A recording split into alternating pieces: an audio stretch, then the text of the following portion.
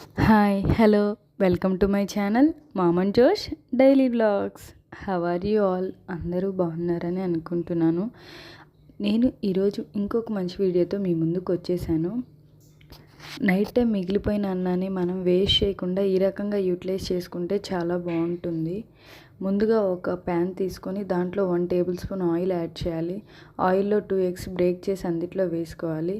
అది కొంచెం హీట్ అయిన తర్వాత దాంట్లోకి 1 టేబుల్ స్పూన్ దాకా సాల్ట్, అలానే 1 టేబుల్ స్పూన్ ధనియా పౌడర్ వేసి మిక్స్ చేసి ఒక 2 మినిట్స్ ఫ్రై చేసి తర్వాత దాన్ని ఒక బౌల్లోకి తీసుకోవాలి. మనం నైట్ మిగిలిన అన్నం అనేది మనం ఏదైనా వేసుకొని తినాలంటే తినలేము. సో ఇలా చేసుకుంటే టేస్ట్ అనేది బాగుంటుంది, నోటికి తినాలనిపిస్తుంది. కాబట్టి ఇలా ఒకసారి ట్రై చేసి చూడండి. తర్వాత అదే ప్యాన్లోకి 1 టేబుల్ స్పూన్ ఆయిల్ మళ్ళీ యాడ్ చేసి తర్వాత తాలింపు గింజలు అంటారు కదా, పోపు దినుసులు అంటారు, వాటిని యాడ్ చేసుకోవాలి. అవి కొంచెం ఫ్రై అయిన తర్వాత ఒక 4 పచ్చిమిర్చిని అందులోకి యాడ్ చేసుకోవాలి.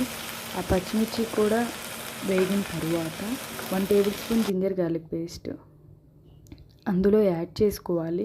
ఆ జింజర్ గార్లిక్ పేస్ట్ కూడా ఒక 2 మినిట్స్ ఫ్రై అయిన తర్వాత అది పచ్చివాసన పోగానే దాంట్లోకి మనం నైట్ మిగిలిపోయిన రైస్ అనేది దాంట్లో యాడ్ చేయాలి.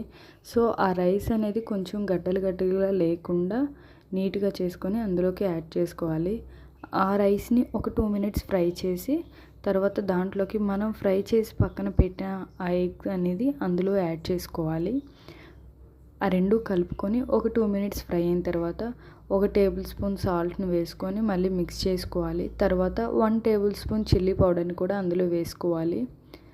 ఆ తర్వాత 1 టేబుల్ స్పూన్ ధనియా పౌడర్,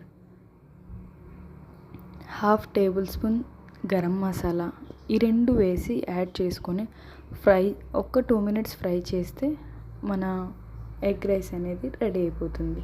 అన్నాన్ని వేస్ట్ చేయకుండా ఇలా ట్రై చేసి చూడండి, చాలా బాగుంటుంది. స్పైసీగా కూడా ఉంటుంది, పిల్లలు కూడా తినడానికి చాలా బాగా ఇష్టపడతారు. Okay, bye guys, please like, share and subscribe.